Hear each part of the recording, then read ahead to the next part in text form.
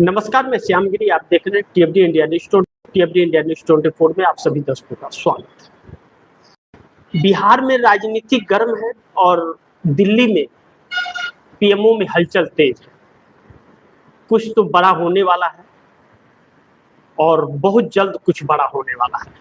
इस बात का डर हमारे देश के प्रधानमंत्री नरेंद्र मोदी के आंखों और चेहरों पर झलका। प्रधानमंत्री नरेंद्र मोदी का अभी से कुछ पल पहले जब भाषण खत्म हुआ, लेकिन प्रधानमंत्री मोदी अपने पूरी भाषण में सिर्फ विपक्ष को कोसने के अलावा और कुछ नहीं बोला।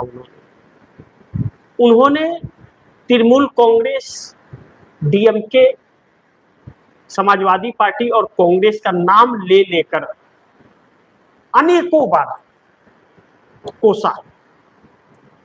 कहीं न कहीं हमारे देश के प्रधानमंत्री ने इस देश को भड़काने का काम कर रहे थे। वह अपने संबोधन में आधा घंटा भाषणबाजी जो किया उन्होंने, राष्ट्र के नाम संबोधन में आधा घंटा अनेकों बार सिर्फ 4 पार्टियों का नाम लिया, जिसमें 2 राज्यों में चुनाव है। ऐसे में आचार संहिता का यह उल्लंघन है। लेकिन यह सब कुछ किया गया। चुनाव आयोग के बूते में दम नहीं कि एक चू भी कर दे। इसके लिए इसे कहते हैं गुलामी, इसे गुलामी कहते हैं। और नरेंद्र मोदी के चेहरों और आंखों में जो झलका और जो जुबान से निकला, उसे डर कहते हैं, सत्ता जाने का। ऐसे में बिहार के अंदर अब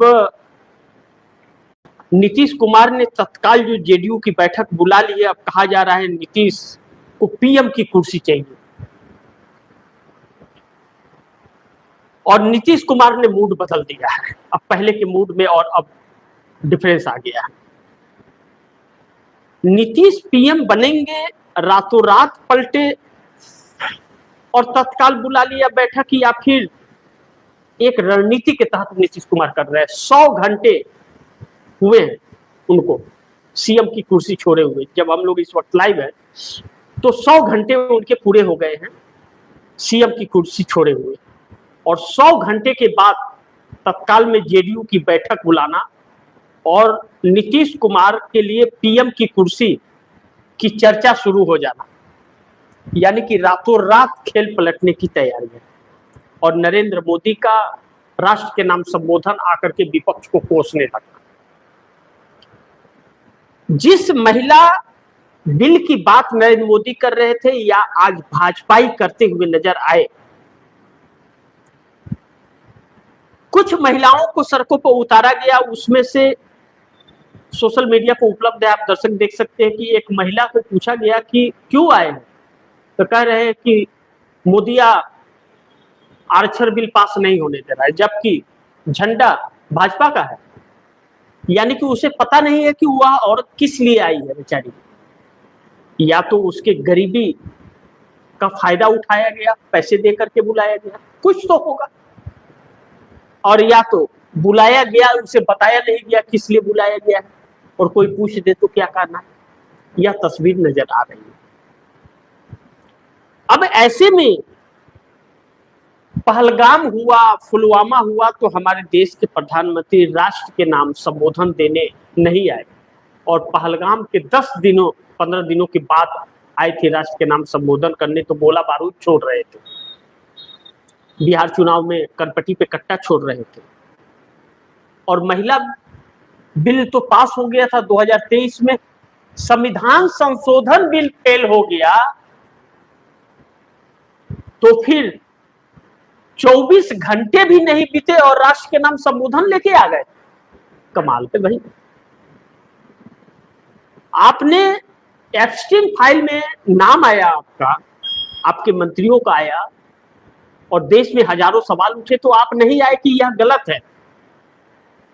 आप नहीं आए बोलिए। ट्रंप ने आपको बार बार बेइज्जत किया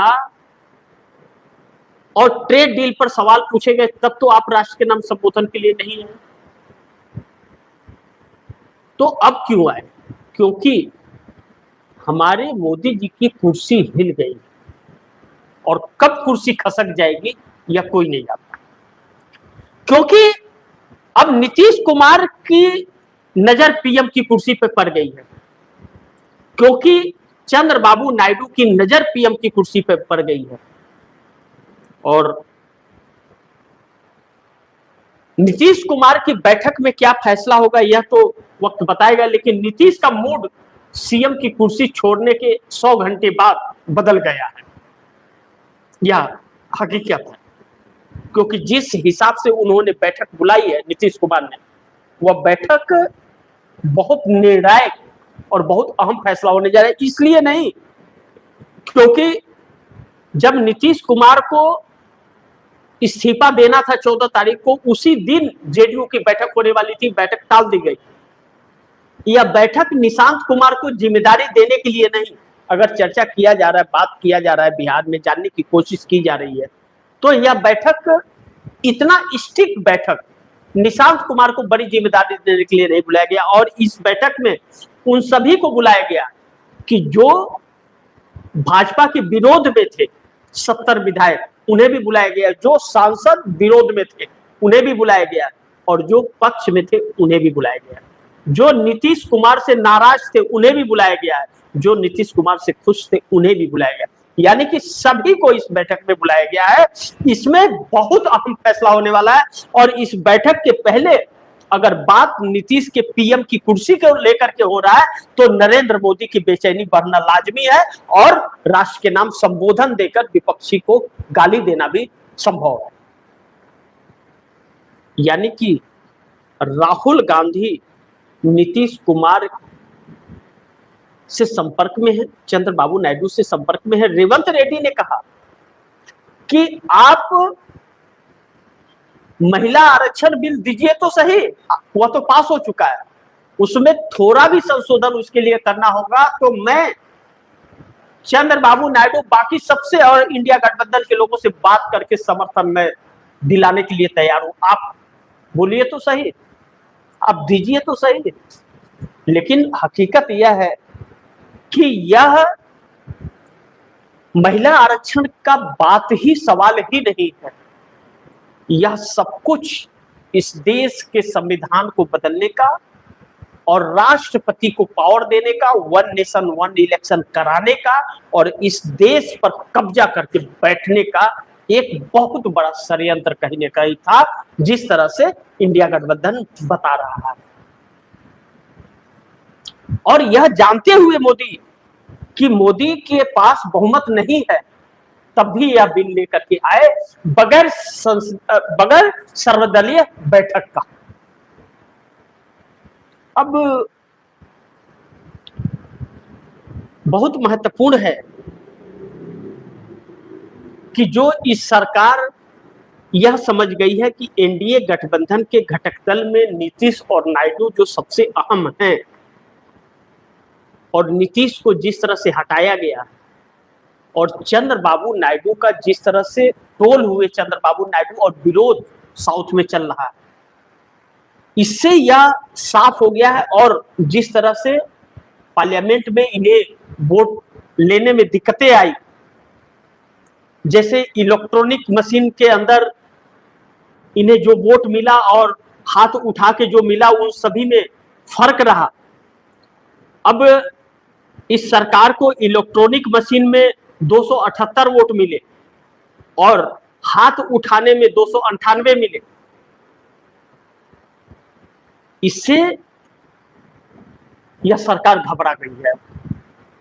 और दूसरी चीज, इसके साथ साथ इसके कुछ ब्यूरोक्रेसी के लोग भी घबरा गए हैं, इसलिए कि अगर यही हाल रहा और सत्ता हाथ से निकल गया और कहीं इंडिया गठबंधन सत्ता पर काबिज हो गया, नीतीश नायडू ने छोड़ दिया, और इंडिया गठबंधन ने कई बार नीतीश और नायडू को पीएम का ऑफर दे चुका है कि एक प्रधानमंत्री बन जाए, एक डिप्टी प्राइम मिनिस्टर बन जाए, उप प्रधानमंत्री बन जाए, दिया हुआ है, कई बार ऑफर दिया हुआ है।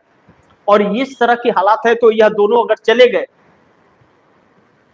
तो कांग्रेस चुनाव आयोग को जिस तरह से निरस्त करके और फिर सारी व्यवस्थाएं सही कराएगी, तो फिर ऐसे में भारतीय जनता पार्टी का कभी भी आजीवन सत्ता में आ पाना मुश्किल हो जाएगा, क्योंकि इन्होंने जो फर्जी वोटर तैयार किए हैं और जो सही के वोटर के नाम करोड़ों की संख्या में काट दिए हैं, अगर फर्जी वोटर चले गए और सही वोटर आ गए तो फिर इन्हें कोई गांव में नहीं रुकने देगा। जिस तरह से इन्होंने सताया है 12 सालों में, यह डर इनके अंदर दिख रहा था, यह बड़ी महत्वपूर्ण है। और अब इनके हाथ से सब कुछ जा रहा है, सरकार फेल हो चुकी है। आज फिर नाकाबंदी हो गई जलडमरू मध्य हॉर्मुज के अंदर, पूरे शिप को रोक दिया। कहा जा रहा है कि भारत के एक शिप जबरदस्ती निकलने की कोशिश कर रहा था, उस पर हमले भी हुए हैं। उसकी पूरी खबर अभी तक तो हमारे पास नहीं है, लेकिन उसको लेकर के भी कल हम लोग उस पर चर्चा करेंगे। अब ऐसे में मोदी सरकार नहीं सका, क्योंकि चंद्रबाबू नायडू अब संकटों से घिरते जा रहे हैं। अब उनके लिए आंध्रा में चुनाव जीत पाना मुश्किल हो जाएगा आने वाले वक्त में, और सत्ता नहीं रही तो चंद्रबाबू नायडू के लिए बहुत मुश्किलें आंध्र प्रदेश में आ जाएंगी। और चंद्रबाबू नायडू फिर 5 साल निकाल नहीं पाएंगे चुनाव आने के बाद, क्योंकि उनके खिलाफ 360 करोड़ रुपया कौशल विकास परियोजना का है। फिर बहुत बड़ी समस्या खड़ा हो जाएगी, तो उन्हें सत्ता भी जरूरी है। तो ऐसे में मोदी का साथ भी छोड़ना जरूरी है, जनता उनका साथ छोड़ देगी। और नीतीश कुमार को जिस तरह से हटाया गया, नीतीश कुमार जिस तरह से रंग बदल दिए हैं 100 घंटे के अंदर, और अब पीएम की कुर्सी की चर्चा होने लगी है, तो नरेंद्र मोदी की बेचैनियां बढ़ना लाजमी है। और भारतीय जनता पार्टी के अंदर भी अब इनको नरेंद्र मोदी को लेकर के कई तरह की अटकलें लगाई जाने लगी और चिंताएं जताई जाने लगी कि अब नरेंद्र मोदी इस लायक भी नहीं, क्योंकि अखिलेश यादव ने सदन के अंदर कह दिया कि अगर आप महिला प्राइम मिनिस्टर भी बना दो तो भी आपके ऊपर हम विश्वास नहीं करेंगे। यानी कि इनकी विश्वसनीयता पूरी तरह से खत्म। तो भारतीय जनता पार्टी आने वाले वक्त के लिए भी खत्म हो रही है। तो ऐसे में नरेंद्र मोदी के ऊपर सोचने के लिए भारतीय जनता पार्टी के अंदर भी लोग अब मजबूर हो रहे हैं। और नीतीश कुमार ने अगर तत्काल में बैठक बुला ली है और रातों रात खेल पलटते हुए नजर आ रहा है और पीएम की कुर्सी की चर्चा होने लगी है, तो फिर इसका मतलब कि इंडिया गठबंधन का जादू चल गया और नरेंद्र मोदी की उल्टी गिनती भी शुरू हो गई है। आज के नरेंद्र मोदी के संबोधन से यह तो साफ हो गया। बाकी आप दर्शकों की क्या राय है, सुझाव है, कमेंट बॉक्स में जरूर दीजिएगा। इस खबर को भी ज्यादा से ज्यादा शेयर कीजिएगा, अपने दोस्तों को भी कहिएगा आगे शेयर करें। और आपने टीएमटी इंडिया न्यूज़ 24 को सब्सक्राइब नहीं किया, सब्सक्राइब कर लीजिए, दोस्तों को भी कहिएगा सब्सक्राइब करें। लेकिन एक चीज आप दर्शकों को बताऊंगा कि अब हमारे शशि दुबे भी ये कह रहे हैं कि नीतीश मुख्यमंत्री के लिए कुछ भी कुर्बानी देनी पड़े भी दे सकते हैं।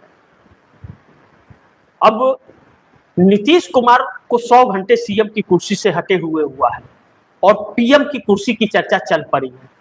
तत्काल बैठक बुला लिया और ऐसी बैठक बुलाया नीतीश कुमार ने कि जो बातें कही है नीतीश कुमार ने, वह कि हर किसी को आना है, बीमारी का बहाना कोई नहीं बनाएगा, सबको मौजूद रहना है।